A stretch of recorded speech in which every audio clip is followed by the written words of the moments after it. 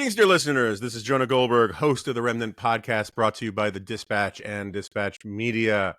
Very cool, very exciting guest and topic today. My colleague from the American Enterprise Institute, who I don't think I've ever met, or if I have, I was not sober. Mike Rosen, who's one of those fancy pants intellectual property lawyer type people, but also he does a lot of stuff on AI. Has a book coming out called "Like Silicon from Clay: What Ancient Jewish Wisdom Can Teach Us About AI." And as longtime listeners know, normally when a guest has a book out, my first question is, "What's your book about?" But I figured before we wade deep into the Kabbalah and the legend of the Golem and all of those sorts of things and how it relates to AI, which I'm very excited to talk about, I figured we should just sort of start with a little bit more of a primer on AI generally and how Mike sees it, so that we can sort of level set before we get into let's just as they might say, let's as Candace Owens might say, before we get to the Jews, let's get to these other things. So, though she would mean it in a very different way. All right. So, Mike, first of all, welcome to the Remnant. Thank you very much for having me, Jonah. Long-time listener, first-time caller. And I try to start all of my podcasts with some reference to Candace Owens and the Jews. That just kind of, it gets me going. So thanks for that. And I got to say up front, just given this topic, if you don't end up on Russ Roberts' podcast, it'll be a Shonda, but we'll talk about that off air. All right. So, as I said, I just wanted to get a little sort of like set the stage setting here. Let's say you sat down on a long flight to Tel Aviv or something, and someone says, "What's all the fuss with this AI stuff?" How would you explain it? Where would you start? Where are you bullish? Where are you bearish? Where do you think there's too much hype, too little? Go anywhere you want with it. Great. And I will come back to the question as promised of what is my book about. But I promise we will get there. Thank you. And I think a good way into it is as you suggest. And I'll start by saying, and one of the theses of my book, and I think is a good jumping in point, is that fundamentally right now, the debate, the discussion, the discourse over AI is fundamentally broken. And there are a number of different schools of thought about how AI is developing and how and whether it will impact our society as a broader concept that are really at odds with each other, or loggerheads, in important ways across different types of axes. And this has bothered me for a while as I've been investigating and studying both the technology and the legality and the policy of AI. And this has especially become, I think, a much sharper debate. It's come into much sharper focus, beginning with really a key date, and that would be October, November of 2022. So about 2.5 years ago at this point. And that was when ChatGPT became widely available. And I think it marked a watershed moment that really heightened this debate, brought the topic of AI to the forefront for so many of us who previously might have thought of it as sort of an abstract, kind of interesting tool. Seemed like computer scientists were making some great strides, but that's often the land of the future. And I think in late 2022, in many ways, the future became now. And that really turbocharged this debate and sent these different types of approaches into overdrive.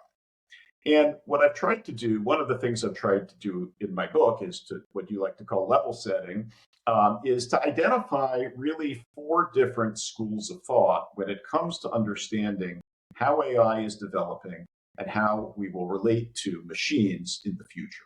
And I'm happy to get into each of those if that's helpful for listeners. I think a good place to start is that I think of it as this debate, again, 4 different schools along 2 different axes. So if you imagine along the x-axis, we have the question of how truly independent are these new machines, this new software from the humans who program them? Are they truly autonomous, or are they what I call automatons? Are they simply responding to their programming and doing what they're supposed to do without transcending them? So along the x-axis, I have what I call autonomists, people who see, groups that see AI is truly becoming autonomous and stepping out of and going above and beyond what they're programmed to do. And on the other Basically, end, what a lot of people would call sentient, right? That's what you mean when you say autonomous, is sentient, yes, thinking things. So I think there is, if we want to get into the real Talmudic minutiae, which we'll get to in a moment, in a different sense, but if we want to really get into it, there's probably some technical differences between saying something sentient versus saying it's autonomous versus saying it's conscious. These are all sort of different buzzwords that get used together in a certain sense. They do get bundled together. To be really strictly speaking, I think sentience is a neuroscientific concept that maybe even beyond. But I think maybe for the purposes of our discussion, autonomy, I think, is somewhere below sentience, although it's moving in that direction too. So again, along one axis, we have the level of independence of these systems from the people and the companies that program them. And then along the y-axis, we have what you might call sort of a values discussion, or a valence to what these developments are, from negative to positive, right? So do we view these developments, whether or not they are autonomous or more just sort of automatons doing what they're told to do we view these really significant improvements in these AI systems as something that's good for society, or as something that is bad for society, or something in between? So what I've tried to stake out are these four quadrants. We have the positive autonomists, the negative autonomists, the positive automatoners, and the negative automatoners. I'm happy to get into each of those. Okay, so where it seems to me that in terms of let's put it this way. So there are people who are scared of AI or nervous about AI for a bunch of different reasons. But I would say one of the biggest buckets or biggest categories are people who, and I don't mean this in the pejorative sense, even though I often will use this word in a pejorative sense, but in the Luddite tradition, right? They just think their jobs are going to be taken away. And then there are people, let's say, more in the tradition of the Butlerian jihad, which is this thing in the Dune books where basically AI starts making decisions of life and death for human beings and runs their lives. And so they create this rule that says, thou shalt not make a machine in the image of the human brain, or something like that, right? So there are people who are sort of lunch bucket people and tyranny people.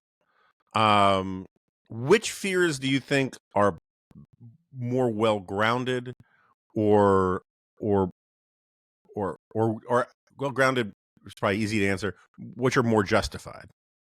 So that's a great way of framing it, and I think that lines up actually really nicely with what I characterize as the negative automatoners, the lunch bucket people, folks who are afraid for their jobs, who aren't necessarily all that impressed with what AI is doing, who tend to think it can be just sort of generating a bunch of schlock, a bunch of repetitive and derivative type of materials, right? Copying and pasting different content that's already out there, coming up with cheaper versions of Bigfoot erotica, if you like, and moving on into all those different kind of things. And on the other hand, the Butlerian jihadist types, that is what I would call the negative autonomists. These are folks who are genuinely convinced that AI has a strong likelihood of actually destroying the world.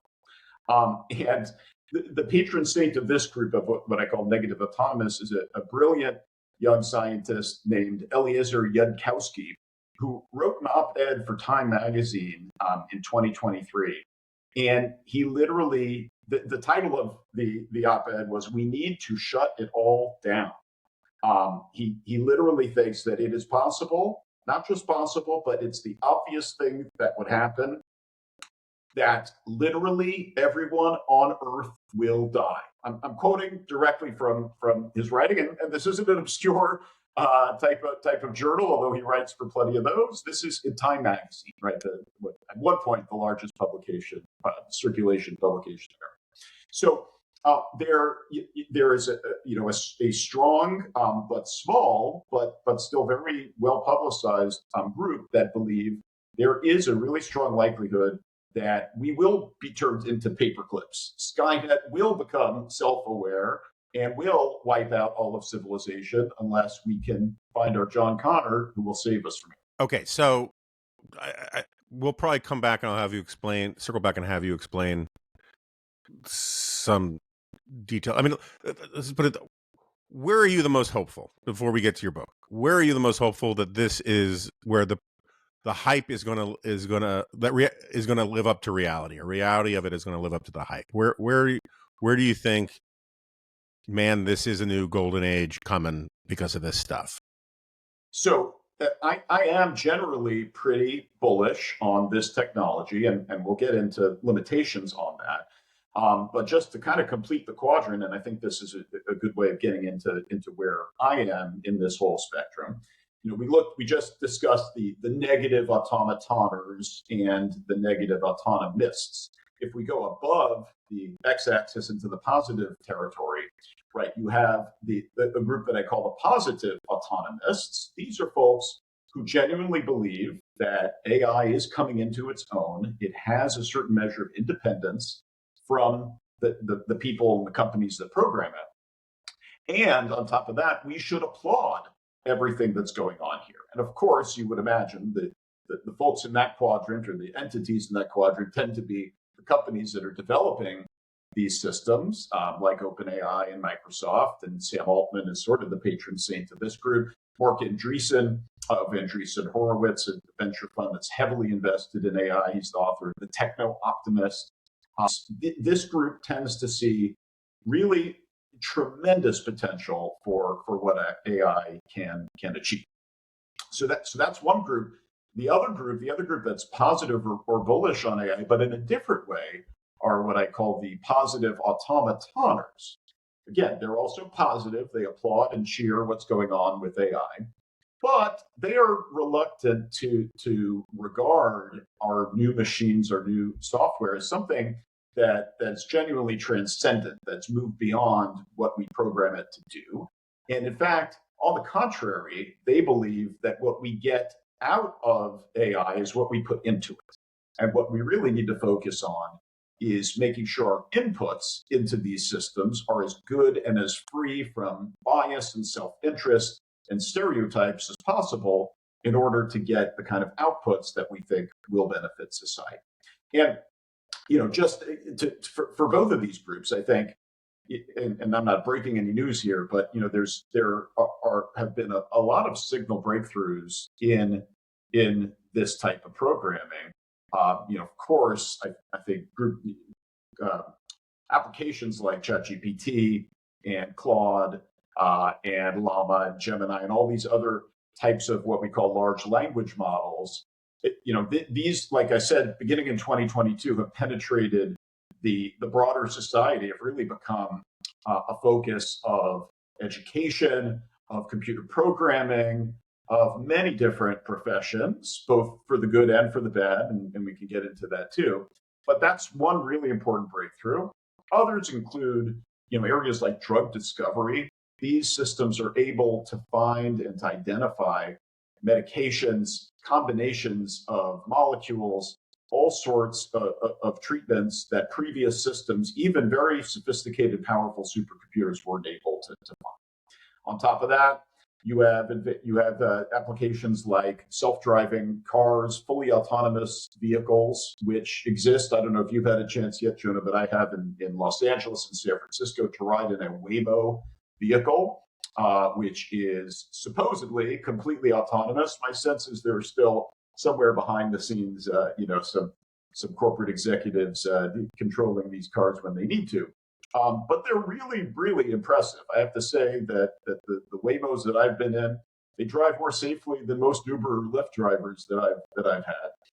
And I highly recommend it for those who are able to do that. So these are just a few examples But overall, I am bullish on the technology. I think there is a lot of upside, but I do see really important risks, and we can get into those as we go to. Okay, so yeah, I mean, the places where I get most excited are in the medical technology stuff. Maybe it's because where I'm, I don't want to say I have a foot in the Luddite camp. I don't think anyone's going to replace me. AI is going to replace me as a writer, as a podcaster, or any of that kind of stuff. And so, if writing's a little easier for people who don't write for a living, I think it moves up the quality, the median quality, a good deal for people who don't write for a living. I haven't seen any evidence yet that AI actually replaces stuff at the far right end of the tail. That may come, and that would maybe bum me out, but we'll see. I do worry about the generalized laziness that it can foster in people. Although I think there's a lot of low hanging fruit ideas of fixing that, like, let's go back to blue books in high school. You got to take a test in class, but and then AI can grade it for all I care, right? But I have to say I'm kind of underwhelmed by a lot of the Chat GPT stuff. I quite a few times I've gotten into arguments with Chat GPT saying, please stop giving me made up quotes. And I'll go back at it and say these quotes are not real, and they'll say you're absolutely right to check. Like, well, then don't don't give me garbage in the first place. And I just want to get it out there because I meant to bring it up last week. I was recently at LAX, and I rented a car from Hertz, and at 2 a.m. I pick up the car at 1 or 2 a.m. because it was sort of a red eye out, which is very rare, and completely ran out of cars, kids crying, people, total mayhem, cats sleeping with dogs. And I was like, it just occurred to me, if AI can't fix the availability of rental cars for people who've reserved them, how good can it be? So I just think there's a lot of room left for improvement in all of this. Yeah, no. In Seinfeld terms, AI can take the reservation, but it can't keep the reservation. Yeah, but so can I mean that I was going to use that as my segue into the Jewish tradition. Exactly. So with that, why don't we get back to as it's supposed to be, and ask the primer question: what's your book about? Which I know is about some of the stuff that we've already discussed, but what's your book about? Yeah, well, thanks for asking, Jonah. So the first part of my book is about how the debate over AI in many ways is fundamentally broken, and how these four different schools of thought are at war with each other in sometimes deeply unproductive ways. And the question is how can we turn to our past when we've encountered similar or analogous types of situations to try to bring some type of harmony, some type of resolution to these questions?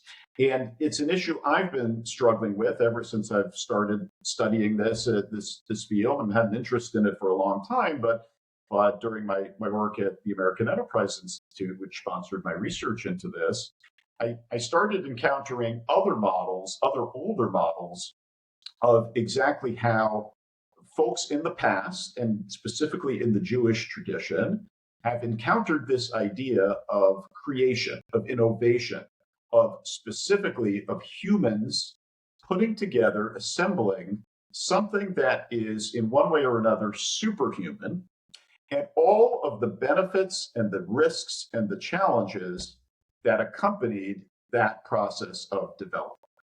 And at a high level, the types of models that I came across, the figures, these legendary creatures from Jewish history, ancient, medieval, and early modern, include the Golem and the Dybbuk and the Magid. Some of these may be familiar to some remnant listeners, but I'm happy to explain all of them. But in all of these cases, these were different types of legendary superhuman figures, some of whom were created or summoned or invoked by actual human beings, all of which served a certain purpose, generally a communal purpose, some benefit for the greater society, all of which reflected some spark of creativity or some truly outstanding or extraordinary act of innovation on the part of human beings, and all of which entailed some amount of risk, downside, and in many cases, the need to actually destroy these creatures or to exorcise them, to get rid of them, at a minimum, to channel them in productive directions. And from this investigation, from looking into how these different kind of figures and creatures arose and how they were treated, from that point, I drew a number of lessons that I think, and we can get into this maybe toward the end, can fruitfully help us really engage in this debate, develop some core principles that hopefully we all as a society in the United States and elsewhere can agree on, and try to bring some level of rationality to this discussion and hopefully point us in the right direction. So, I mean, among these legends, myths, themes, I don't know what the exact right term is, I'm most familiar with the Golem. And it's sort of, again, going back to Seinfeld, going back to canon, it's not so much I get there, you know, it's he wasn't offended as a Jew, he was offended as a comedian, right? I get to this less as a Goldberg and more as a sci-fi geek, right? But the Golem in some ways is very influential on the Frankenstein story. It's basically where it comes from. And when you start thinking about sci-fi and some fantasy, but really sci-fi, about creating something in a human's image that gets out of control and gets away from us and all that kind of stuff, it basically almost all flows through the Golem story. So how does that fit into all of this? So I'll take us back exactly 60 years, almost exactly 60 years, to June of 1965. Let me preface this by saying that I am far from the first person to suggest that the idea of a golem specifically is relevant to how we think about AI. But possibly the first person to make a really kind of related suggestion was the Jewish historian Gershom Scholem, who was a student of the tradition of the Golem in Eastern Europe. He was a professor at the Hebrew University of Jerusalem. And in June of 1965, a different Israeli university, the Weizmann Institute in the small city of Rehovoth in southern Israel, was about to inaugurate the second ever computer to ever appear in Israel. This is a time very early computing days, way back in the day. And the speaker who was chosen to deliver the remarks at this festive celebration of the unveiling of this new computer wasn't a computer scientist, wasn't really a field exactly of computer science back in the day, but there wasn't a computer engineer, it wasn't a technologist. It was Gershom Scholem who was chosen to deliver this address. And why is that? Well, just a couple months earlier, before the unveiling of this machine, when it was being talked about and buzzed about in the young Jewish state, Gershom Scholem described this machine as the Golem of Rehovoth. That was the phrase that he came up with. And for that, he was rewarded with this sort of prime speaking opportunity. And it's really interesting because what he identified in his remarks, and by the way, his speech was reproduced in its entirety in, I want to say, a 1966 issue of Commentary magazine. That was where it was actually unearthed and translated. So the entirety of it, and you can put it in the show notes if you like, is really well worth reading, the entire speech. But it's really brilliant what he talks about and what he says there. He describes the idea of creation as something where there's a spark, where even someone like Adam, the first creation, the first human anyway in the world, was endowed with this divine kind of spark to him. And what he describes the computer as is being a quote, an affirmation of the productive and creative power of man. That human beings are taking that spark, that creative power, that God used to create them and are in turn investing that into a machine, into a technology that can go out and do great things. And he specifically called out the creators of later on of the Golem as the quote spiritual ancestors of two other departed Jews, John von Neumann and Norbert Wiener, who, as we know, these are legendary figures in the field of computer science. He describes them as sort of the descendants of the actual creators of the Golem. So on the one hand, Shalom is praising the ability of the Golem and its analog, these machines, to do great things for us, great and powerful things. But he issues a word of caution. And he says the Golem, and by extension, a computer, is, quote, a creature created by human intelligence and concentration, which is controlled by its creator and performs tasks set by him, but which at the same time may have a dangerous tendency to outgrow that control and develop destructive potentialities. So even back then, this sort of prophet, historian and also prophet, was saying that these machines, this technology that we've come up with, it has great power. It has the ability to solve very important problems for the world as a whole. And yet, there is still some sort of destructive potentiality that's lurking in it. That's the essence of what the Golem is, and that's really the essence of how it's applied to technology. So I just think it's a snapshot of 60 years ago.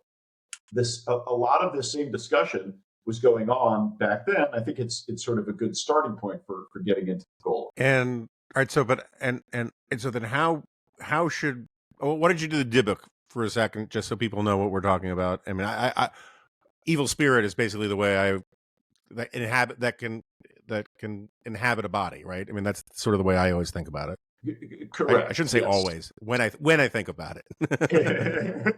Yes, exactly. And for the relevant remnant pop culture reference, I would refer listeners to the 2009 Coen Brothers movie, A Serious Man. The very beginning, the opening scene of that movie involves a Dybbuk who comes in to visit a family. And then a actually sort of dispute between the husband and the wife over what its implication is. But to take a step back, a Dybbuk is exactly as you describe it, Jonah. It's a demonic possession. It's some sort of supernatural force that, according to legend, enters human beings and creates all sorts of problems for them. In some ways, it's the flip side of a golem, and we can get back into sort of how a golem is created and all that. But the basic idea of a golem is it's a physical, earthly,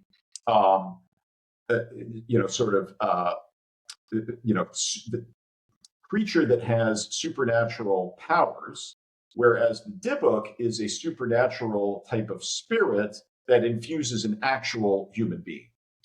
And the idea is, and this here, my research was really aided by a professor actually at Hebrew University named Yoram Bilu, who has studied the Dybbuk and has done all sorts of field visits to different communities that even to this day, in particular North Africa, Jewish communities that still have a tradition of these spirits. They're not called Dybbuk, they're called the jinn, which comes from the word ultimately genie, right? It's these types of possessions. But the idea is really that these spirits would enter people in a close-knit type of Jewish community. What it really is, we now understand, is really some form of mental illness, right? There is no actual literal demon that's possessing people. But nevertheless, the rabbis and the leaders in the community saw this sort of aberration as an opportunity to, of course, to go through this exorcism ceremony where the body is rids itself of this evil spirit. But they use it as an opportunity to take the spirit as sort of a stand-in for some type of impropriety, whether it's sexual impropriety or religious apostasy or financial misdeeds or something that this becomes symbolic of that. And in exorcising it, you're getting rid of this trait. You're kicking it out of the community. And what I see this as is this is really an expression within a group, within a congregation, of saying we have these impulses. These impulses are inside of us. This is who we are. We have the good and the bad inside of us. And it's our job through this sort of image, this ritual of getting rid of the Dybbuk, to try to focus on the best of us and not the worst of us, to expel the evil, this possession that's within us, even though we know we'll never always, for once and for all, be able to get rid of it, but still to shunt it to the side, and in so doing, to make an example of this person for the good of the rest of the community, to show them that we value as a community getting rid of these evil impulses, and everyone should adopt this, and let's get it out of here. So that's sort of the idea of what the Dybbuk can bring to us. The lessons, I think, are that we should recognize that within us, we have dark impulses. There is no question. Humans are not created perfect. Certainly the Jewish tradition doesn't teach that, and most Christian traditions don't teach that either. We are complex. We comprise all sorts of different positive and negative instincts within us. But our job as individuals and as a society is to recognize that and to take those forces to do what we can to get rid of the bad and support the good. Okay, so connect the dots for me. Like, how should this inform our thinking about artificial intelligence? I mean, in the Golem part, I kind of get, but I'll let you do it. But like, I'm more interested in the Dybbuk part, because I'm not sure, other than at a very high level of abstraction, that I get it. But where is the intersection between these Jewish themes and the actual, what the Marxists would call praxis, right? Where are these things connecting in terms of policy, or should they connect in terms of policy? Absolutely. And let me just come back briefly first. I think it will be helpful to talk a little bit just about the Golem and how it's created and what the context is there, because I think that will then help us kind of put it all together. So at a high level, what I describe and what Gershom Scholem describes is this idea that the Golem can benefit people, but it can also harm people. And to understand that in a little bit more detail, which will be relevant for the policy discussion, I think it's important to point out the idea behind the Golem is, in general historical context, this was something that came up in Eastern Europe. And the most famous version of the Golem story came up in the late 16th century in Prague, in what was then considered Bohemia, part of the Austro-Hungarian Empire. And this was a time of tremendous ferment and an explosion of both innovation and scientific discovery and creativity in a number of different ways. And floating around late 16th century Prague was the famous Danish astronomer Tycho Brahe and his protege Johannes Kepler, who was a Polish astronomer and mathematician, but he was following Brahe around. And there was also this explosion of alchemy as this science that actually was becoming very respectable. And at the time, the Holy Roman Emperor was Rudolf II. He was also a member of the House of Habsburg. He was the king of Bohemia. He was based in Prague. And at one point, according to legend, he decided he was going to expel the Jewish population from Prague. But the leader of the Prague Jewish community, Rabbi Judah Loew, who is also known by his acronym, the Maharal, who's a very important figure in this, as you'll see in a minute, he stood in the emperor's way. He blocked him, according to legend, blocked him from crossing the famous Charles Bridge to get access to the Jewish ghetto and clear out the Jews. And he persuaded the emperor to let the Jews stay. In this context, in all of this context of anti-Semitism and general oppression, but also discovery and creativity and invention, out of all this sprung the most famous Golem, who was supposedly created by the Maharal, by Rabbi Loew, in Prague. And the what I think is the key takeaway is first of all, the way that the golem was created was there had to be this whole process of spiritual and physical cleansing. You would have to go to a ritual bath before you could get involved in creating the golem. You had to clean yourself. You had to wear all white. You had to sit in meditation for a long period of time. So you had to go into it with this spirit of purity. And then you would create the golem. According to all these different legends, there are all these linguistic tricks and training types of manuals. There was a text that came across from the 12th century that described in the Hebrew the way that you train this golem how to speak. And it just reminded me so starkly of the way that today's AIs are trained in these training sets where they learn letters one at a time. They learn these figures. They run through millions of JPEGs of a cat to kind of figure out what's a cat and what's not a cat. The way that this is laid out about 1,000 years ago in the earliest versions is really impressive.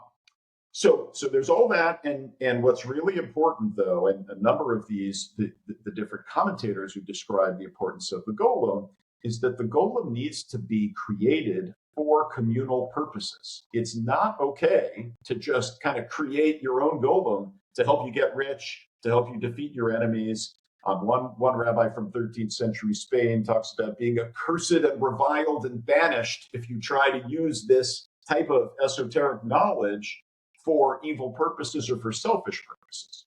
So the point is, we all need to engage in these acts of creation only for the benefit of mankind as a whole. And then just the final point, and we'll tie it into policy from here, is that in almost every single story of the golem, every iteration of this story, at some point the golem goes bad. He just decides he's going to wreak havoc. He becomes Frankenstein's monster, right? That's the darkest version of this tale. Or he becomes the robots in Roar, R-U-R, the famous Czech novel that describes robots becoming overlords. Actually, where we get the term robot from. Right. A Czech novel. Not surprising, again, the Czech tradition. It's 20th century, but it's still from this sort of. Did it start as a play? I thought it was a play first, and then yes, it was a play, and now you can obviously buy it as a in bookstores. But that's the idea that this golem, this robot, this Frankenstein's monster, it can all go bad, and it can go really, really badly. And all the golem stories, there's some method that we have, whether it's erasing a letter on the forehead of the golem that turns it from the Hebrew word for truth into the word for death, or removing a parchment slip from the mouth of the golem. These are what you would have called at the time kill switches, right? Ways of turning off these monsters so that in a worst case scenario, which does sometimes arise, we will be safe and will be protected from some sort of apocalypse. So that's the context. Trying to put it all together here. So here's where I come up with, and this is what I argue in much more detail in the book, but we can kind of take these one at a time. But I come up with 4 key takeaways from both the golem and the Dybbuk. And there's a friendly cousin that the Dybbuk has called the Maggid, which is just sort of a flip side. It's what we might think of as a muse, right? An inspiration. It's whenever writers or scientists or musicians or artists, all of a sudden they're infused with some inspiration, right? And some of the greatest rabbis in Jewish medieval and early modern history report having this sort of type of inspiration that drove them into greatness, and they call this the Maggid. So it's sort of a flip side of the Dybbuk. But in any event, how do we take all of these lessons and turn it into something? So the first key takeaway, the first and I think most prominent type of lesson that we can learn is that it is good, it is welcome, it is desirable and desired for us to take what we do, to take the innovation, the urge that we have to create, that divine spark that we have to essentially imitate God in the act of creation. This is something that should be fostered and nurtured and applauded and cheered. And we absolutely should develop technology to benefit the greater good, to benefit society, to extend and enhance life. This is what Gershom Scholem would tell us that we should be doing. This is what our tradition tells us that we ought to be doing. And this is sort of the direction that life is taking us. Humans are fundamentally creative and inventive people. This is something that resonates with me in my own professional life as a lawyer, as an intellectual property lawyer, where I work with inventors and other creators all the time.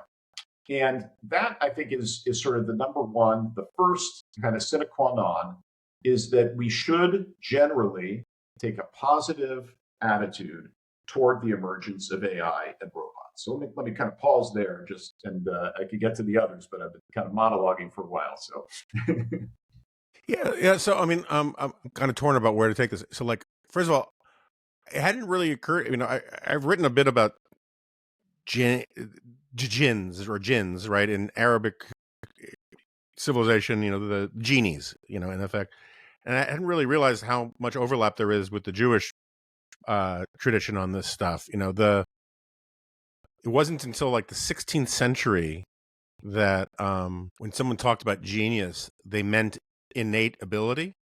Until then, it meant you were visited by something that a muse of some kind that inhabited you and made you have flashes of genius, right? Because it was something that came from externally. And you can kind of see how in the universe of AI that's sort of the similar thing. Is that, you know, like people used to say, oh, that guy's not that smart, but some creature visited him and gave him this brilliant insight. You can kind of see how that kind of has a parallel with, you know, AI, because it's kind of a cheating machine.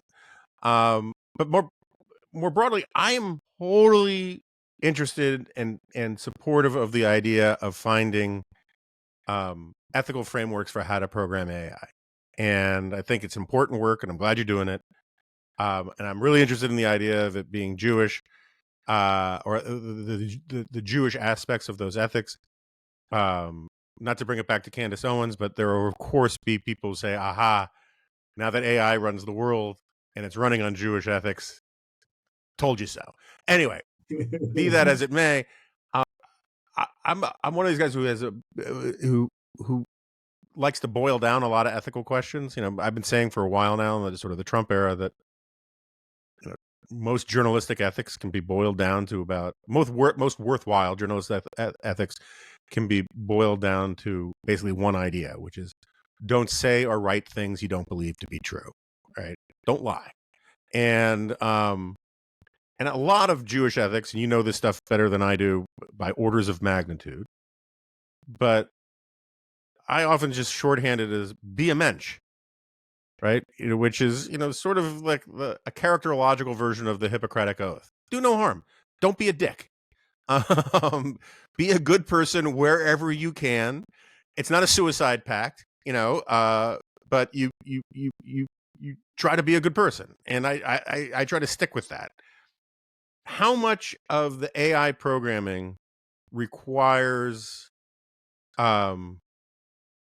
much more than that, right? I mean, like, I would not want, I don't know if you get into this in the book, which I have not read yet. I did go through a really fascinating PowerPoint presentation that you did, but I can't remember if Tikkun Olam is in there, you know, this idea of repairing the world. In the beginning, I'd want only a pinch of Tikkun Olam in my AI programming. Like, yeah, making good medicine, that's great, but a zealous utopian reforming spirit, which a lot of, for not to air dirty laundry or anything, but like reform, very liberal, very left-wing reform Jews took the idea of Tikkun Olam and ran riot with it in the 60s and 70s. And basically it made politics a replacement for religion. So I wouldn't want, like, that's how I see, like, in the milieu I grew up in, that has its resonance there for me. I would not want I would not want the spirit of the utopian to be informing a lot of the programming on this stuff.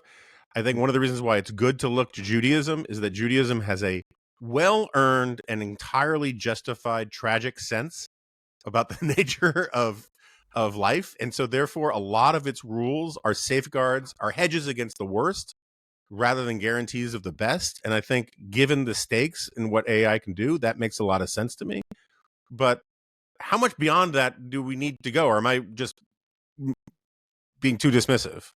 No, so I think that ties in really nicely to both the second and the third kind of key takeaways Okay, that I run with think it. That's we great. get from that. So yeah, um, so where I think that this idea of the Dybbuk and the Magid come into it is exactly what you're describing, which is how do we get the best out of us? And this is also this automaton viewpoint where what we get out is what we put in, right? And what you see is what you get. That it may be that AI isn't necessarily transcending what we do, or if it is, maybe only slightly.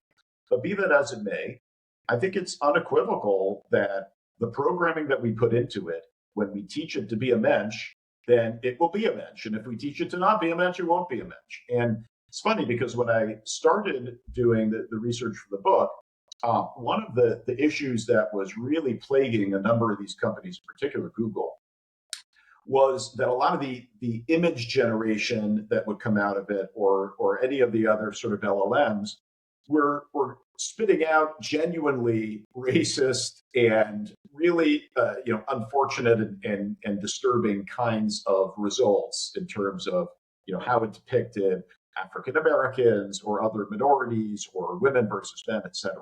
And then by the time I was finishing my research, things had swung in the entire other direction. You may remember, and I think it was about a year ago, when Google introduced Gemini, and it was starting to spit out these pictures of Black Vikings, right? Yeah. Or these totally improbable types of combinations, because the programming there had swung into a different direction. It was sort of a some kind of vibe shift. Maybe it's gone back the other way at this point. And the point is, we don't want to be doing that. We don't want to be monkeying around or programming in too much what you call tikkun olam or social justice, or some version, some sort of distorted version of what we think is really kind of genuine. So there are a number of organizations that are working on doing this, and I think from this standpoint, the automatoner viewpoint has a lot to offer for it. That we should be putting into these systems the best of our characteristics. We should not be putting in stereotypes, biases, whether they're woke left biases or sort of based right types of biases. That shouldn't be part of what we program.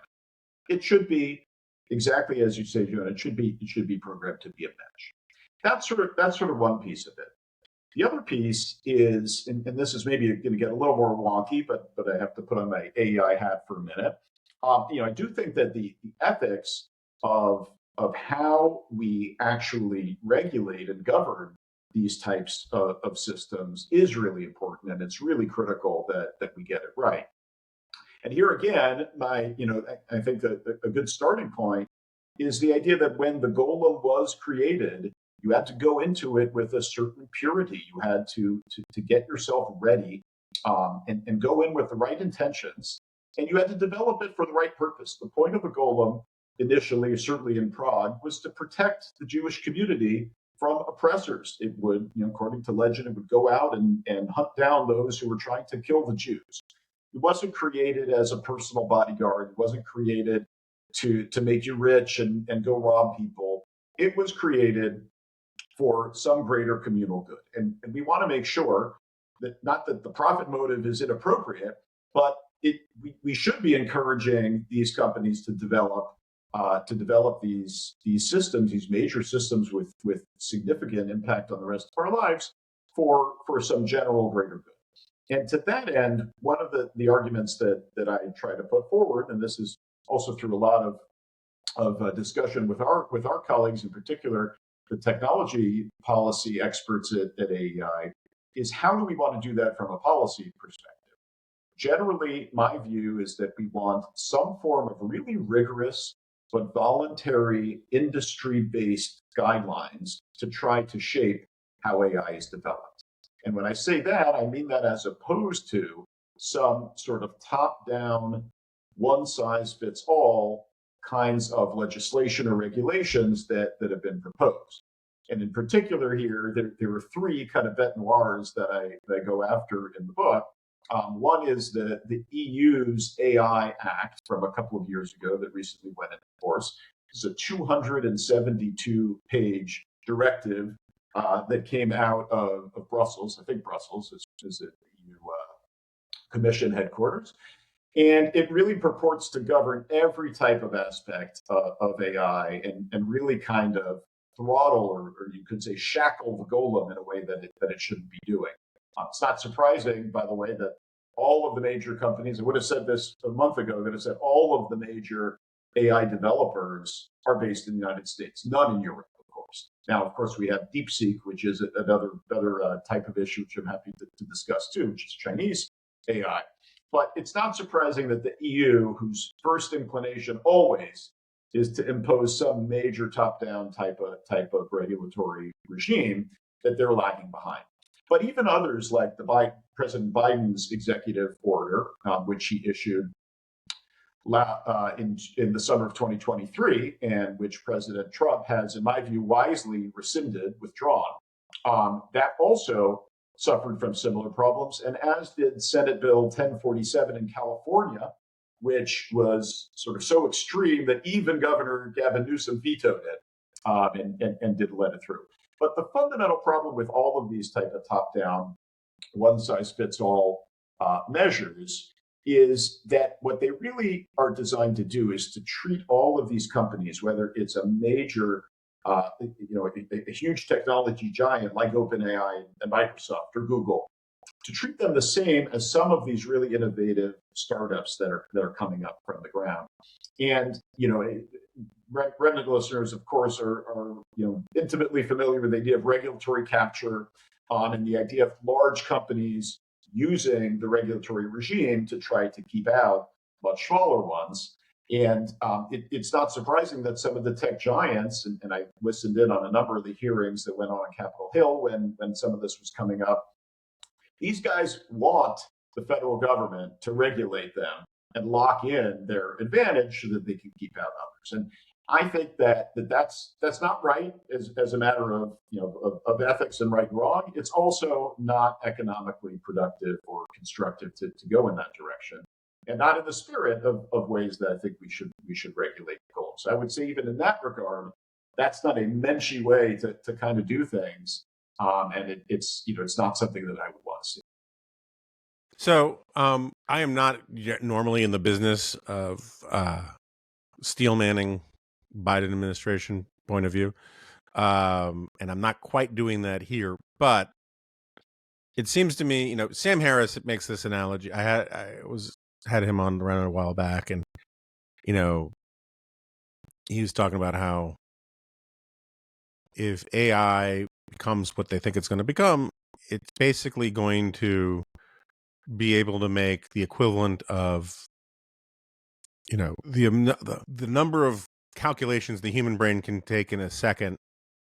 It will be able to do it in the equivalent where like 1 second for AI thinking will be like 36 or 36,000 years for human beings, right? Some crazy number. And so you're really talking about an entity getting so far out ahead of humanity that we no longer can comprehend what it's thinking, and and the angles that it's taking. And so, like, one of the funny things is, Harris is one of these notoriously famous atheists, and in many ways, his fear of AI feels a little bit like fear of God. And I don't know if that's ironic or coincidence or deeply connected, but the way he talks about, there's this wonderful scene in Groundhog Day where Bill Murray sort of casually says that he's a god, and Andy McDowell says, well, "You're not God, you're not God." And he says, "I didn't say the God, I meant a God." And his point is that maybe what makes you a god is just being around so long that you've seen everything, that there's nothing new to you, that you can outthink which becomes a kind of prescience, right? It becomes, since you can see patterns in everything, that there's nothing new under the sun. That ability gives you the ability not only to understand the totality of the past, but to predict the future, and that's a godlike power. And if you listen, so that's the stuff about AI that that worries me, which is that it's not the known unknowns, and it's the completely unknown unknowns. It is what happens when this thing, even if you tell it to be a mensch, it decides the best way it can be a mensch is to hack its own programming and take out all these inhibitors, and that way, the now God Emperor of Dune scenario kicks in, and who cares about a few million lives if because of your prescience or your its prescience that it can get us to the sunny uplands, where in a Peter Singer kind of way, human happiness has been maximalized because of some of the free radicals have been eliminated. And those kinds of thoughts scare me. And on the flip side, the non-sentient one bothers me. What is it the pin factory metaphor that or analogy that people use? Is like paperclips, right? You tell the thing to make paperclips, maximize paperclips, but because you don't have the inhibitors in it to say, by the way, do not like clear cut all the forests to maximize paperclip output. It starts doing things like that, including just trampling on humanity. And very soon, I'm doing a podcast helping organize the slaves in the giant paperclip mines under AI. Anyway, the point is like there are big possible downside risks, and part of what regulation does is inconvenience entities that are not risks, in the hopes that doing so will catch the outlier bad actors early enough. And so there will always be too much regulation for good actors because they're good actors. And there will always be too little regulation for very bad actors. But the idea is to catch the very bad actors. And so, again, I'm not trying to defend. I mean, if Mark Andreessen's story that he told Ross Douthat in the New York Times interview is correct, that basically the Biden administration said we're going to turn a couple tech companies into utilities and crush everybody else, then shame on them. And that's outrageous and ridiculous and short-sighted and all that kind of stuff. At the same time, this is not regulation of the sugar beet industry.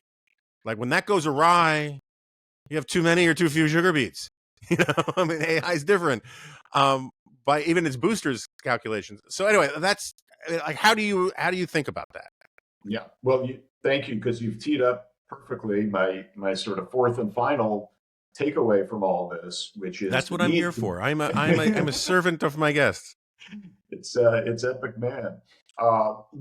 So this is sort of the really kind of the final bit, which is what I describe as this kill switch. And look, for all of the tremendous potential and benefit that I do see AI is providing, right, in terms of drug discovery, transportation, communication, maybe even recovering the missing episode 7 of The Remnant, which is till now become totally unrecoverable.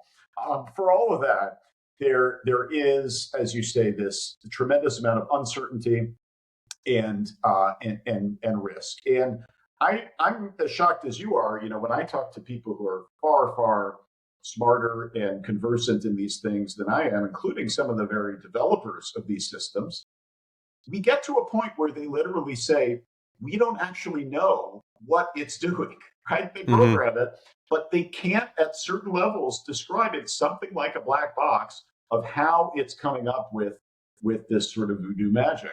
Another good traditional kind of folklore. So that to me was really shocking to know that there is some technology that we have developed, and this I think supports the thesis that there is some sort of autonomy or sentience or consciousness, as you like, that's going on here. Because how can it be that we're actually developing something that we don't even know what we've built? So that is, I think, in my view, scary, potentially scary. I think that there is I don't know, you could say maybe a non-trivial chance that these systems could one day create tremendous harm for us in one way or another. I think it's a very, very small chance, but it's certainly possible. And for that reason, one of my arguments is we do need ultimately to maintain control, to be able to erase the aleph from the forehead of the golem or take the note out of its mouth and build in some sort of kill switch, whether it's physical or figurative.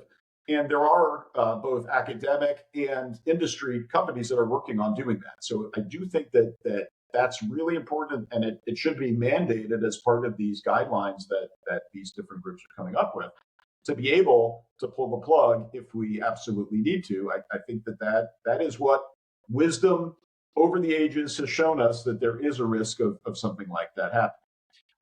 All that said, how do we get there? How do we do it? That I think is a somewhat different question. And if, like you say, if Andreessen's claim about what the Biden administration was trying to do is correct, and it certainly sounds plausible, whether or not that's true, we have to also remember that we're in a global context too. So the flip side of overly regulating and shackling the golem too much is that we're going to allow China and North Korea and Iran and Russia to develop their AI in an unfettered way. So, and maybe to leap past us, right? If we slow things down too much or throttle things too much, then they'll leapfrog us. And that would be really bad, because there is, you better believe there is no Menschy, sort of type of philosophy going on there in terms of restraining things. So we have to balance all of that. I do think, like I said, it's important to build in some sort of kill switch so we can be in control at all times. And this is all. I think again, this is not new. And part of the point of my book is that what I'm describing to you is old. And in fact, 60 years ago, at the very end of his speech in Rehovoth about the golem of Rehovoth, this computer, Gershom Scholem said the following sentence. He said, he turned from addressing the crowd to addressing the computer, and he said, "Develop peacefully and don't destroy the world. Shalom." Literally, you can't make this stuff up. Truth is stranger than fiction. So that I think ultimately really is my philosophy. I conclude the book with that sentence too, right? We need to develop peacefully. We don't want to destroy the world. And ultimately, it should be for the purpose of shalom, of helping us all out. All right, so just some cleanup operations from earlier. You mentioned DeepSeek, the Chinese thing, which caused this huge freak out for about 5 minutes. It seems like there was some really brilliant engineering there, but at the same time, it's once you've revealed what they did, we can do that too, right? So that advantage is kind of gone. And second of all, it turns out that at least from what I'd seen, they didn't do it as cheaply as they claimed at first, right? Like, so just, you follow stuff more closely than I do. What's the story there? Like, did China have this huge, if the initial claims were true, then NVIDIA should have been a penny stock by now, right? So clearly that's not the case. So just explain to people who heard about that and then haven't heard anything else. Sure. So about a month ago, give or take, in sort of mid-January or so, a Chinese company called DeepSeek came out with its own version of AI that purportedly could do, let's say, 85% of what the leading American AI models, LLMs, could do, OpenAI and Claude and Gemini, et cetera, but could do it at a fraction of the price and a fraction of the computing power, which essentially are correlated to each other. Again, we don't know how much the Chinese government is subsidizing the cost of the product, but at some point, the cost of the product reflects the cost of the compute, the amount of computational power that goes into it. And what we were led to understand, and maybe the case, there's a lot of it is shrouded in mystery, is that the DeepSeek computers, because China is barred from importing the most advanced GPUs, graphics processing units, right, which are the chips that are made by NVIDIA that power AI all around the world, that because they were barred from importing those, therefore they had to make do with lesser chips, and therefore what they were able to come up with is all the more impressive, because they could get to a good percentage of what we're doing in the US without actually even tapping into the massive computing power. Subsequently, the story is a little bit more muddled, I think. We don't know. There are reports that some of these ships may have fallen off the back of a truck or the back of a freight ship on its way into Shanghai Harbor or Hong Kong, and that maybe they did have access to those.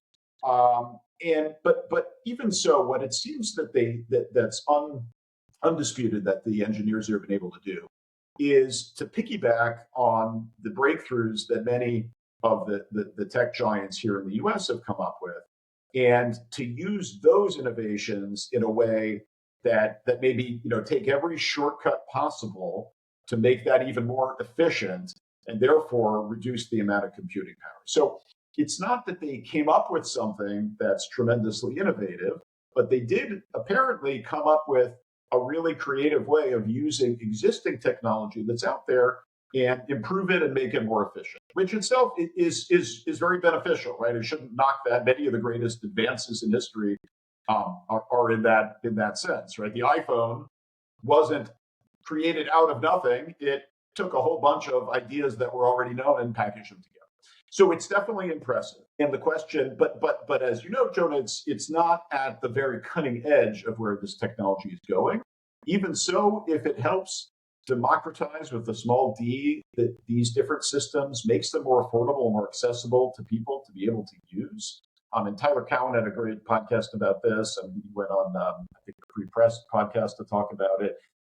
It could really have an even more galvanizing impact along the lines of what ChatGPT did for OpenAI in late 2022. So I think it's still early days, but in my experience, it's impressive. We still need to learn more about it. There are privacy problems too. So a number of countries have banned its use because, like with TikTok, right? Who knows where not who knows. We know where all that data is ultimately going, right? And it's not to a good place. It's not to someone who's going to use it in a menschy kind of way. So, I know you're just a humble, unfrozen caveman IP lawyer, and not a computer engineer, but like with the ChatGPT stuff, I kind of get what it does, right? It is basically this Mondo search engine with a memory, in effect, where it reads everything, and then it basically boils things down to kind of like an algorithm where these words go together most often, and it's a massive plagiarism machine in a way that is sort of scooping everything up like plankton and then coming up with.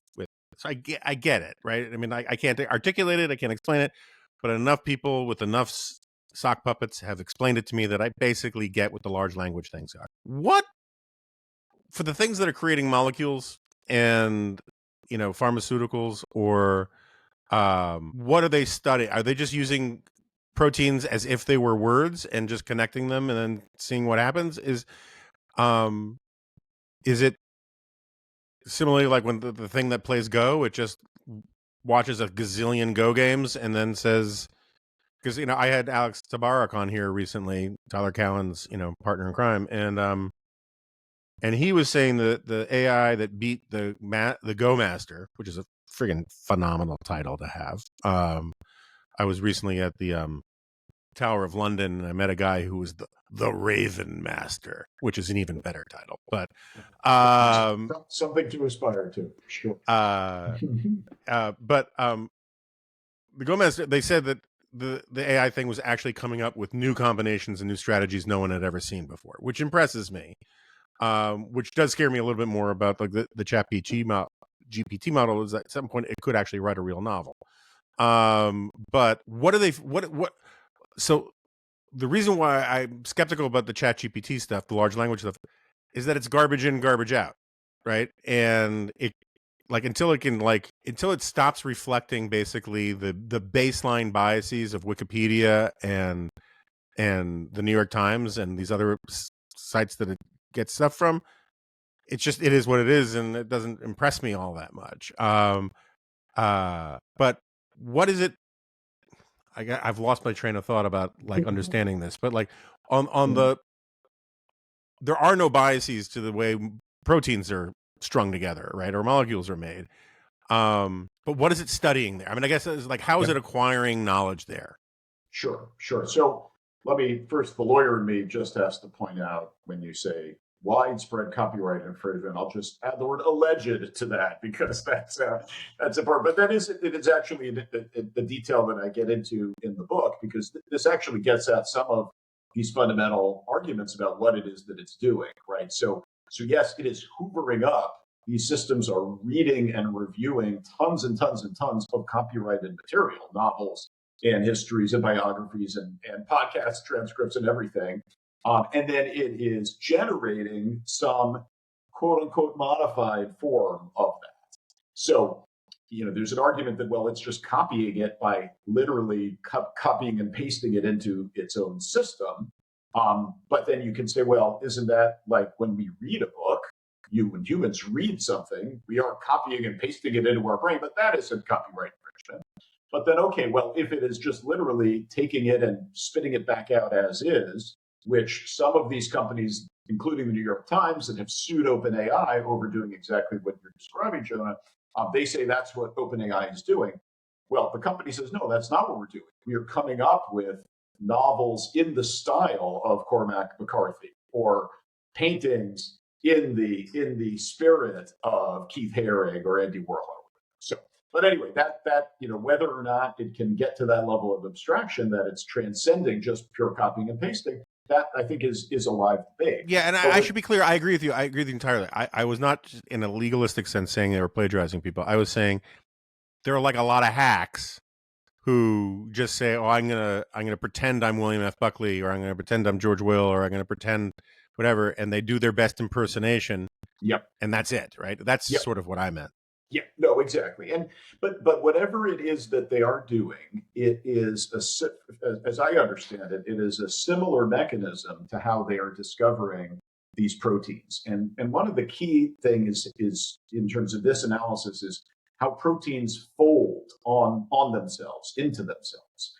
And this is something that involves not just numeric and linguistic types of tricks, but really genuinely geometric types of physically geometric types of calculations and computations that are in many ways far beyond what humans are able to do, right? We can only visualize so much, and the level of intricacy of how these proteins fold, right? Part of it is not just identifying the relevant protein, but how they fold on themselves to become useful in these contexts.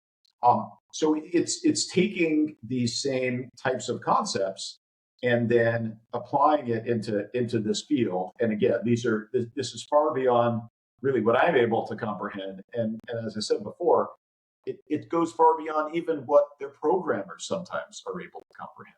But it's really truly impressive stuff. All right, and so to wrap it up, because we're going a little long here, don't you have a fundamental problem that is with the human beings, right? Like in a Jewish community, just because we're talking about Jewish ethics, but the same goes for a Christian community or a Muslim community or a Hindu community, whatever. There's a set of ethical rules, and for individuals in the community, let's just say for the sake of argument, 99% of them subscribe to them one way or the other, to one extent or another. There's always going to be an outlier. Technical term for these people in my faith tradition is bad people. And bad people are going to think that ethical rules are for suckers. Ethical rules are, by ignoring those ethical rules, they have a comparative advantage because they're not hindered by them. Now, with human beings, one of the nice things about a community is if there's one bad person, there are ethical rules determining how you punish that person to send the signal that it is not entirely voluntary to reject all ethical or moral rules, right? There are consequences to it beyond, even for those people who don't have well-formed consciences. The problem with the free rider problem when it comes to AI is different, right? If you have 9 out of 10 AI systems have strong ethical inhibitor chips, let's say, to keep it sci-fi sounding, and then one doesn't, that one is going to have a comparative advantage. Right. and that one system may not be in the United States of America or in a similar Western democracy. Yeah. How does your ethical system deal with the problem of the outlier, of the bad AI or the bad AI havers, when the consequences for one bad AI, it's like, one bad guy with a nuke ruins it for everybody. Yeah. Right. Yeah. So like, how does your system of ethics deal with that problem? Yeah, it's a problem from hell, honestly, Jonah, and there's no easy solution to that. I think nukes are a good analog here in this narrow regard, given the power of this technology and the fact that in this case, even more so than with nuclear technology, it's pretty widely disseminated and pretty widely available. And you do require hardware, you require physical computing power to come up with this stuff. But you don't require uranium or plutonium and enriched materials and centrifuges. So it is a serious problem, and that's why I think it's key to get buy-in from a wide variety of both international companies that vary across geographies, but also across company size, on guidelines that everyone can agree to. And in theory, if you created a United Nations for AI, and in some pie in the sky world, that would help, and that would prevent some rogue party from going off and destroying everything with their own rogue AI. But in practice, we know that's not the case. We have the UN, we have the International Atomic Energy Association, and we see what countries like Iran and North Korea do with that. So there's no easy solution to that. I think that the key is really just to get as much buy-in as possible from responsible companies. And, then if necessary, if it becomes a true geopolitical threat, then that's something that, that the military will have to observe carefully and keep a careful eye on. But it is something that should worry us, and I think to some extent should keep us up at night. All right, Mike Rosen, thank you so much for doing this. This was a nice change of pace, I gotta say. And I hope you'll come back on. The book is Like Silicon from Clay: What Ancient Jewish Wisdom Can Teach Us About AI. Mike Rosen, thanks for coming on the Remnant. Thank you so much for having me, John. It was a pleasure.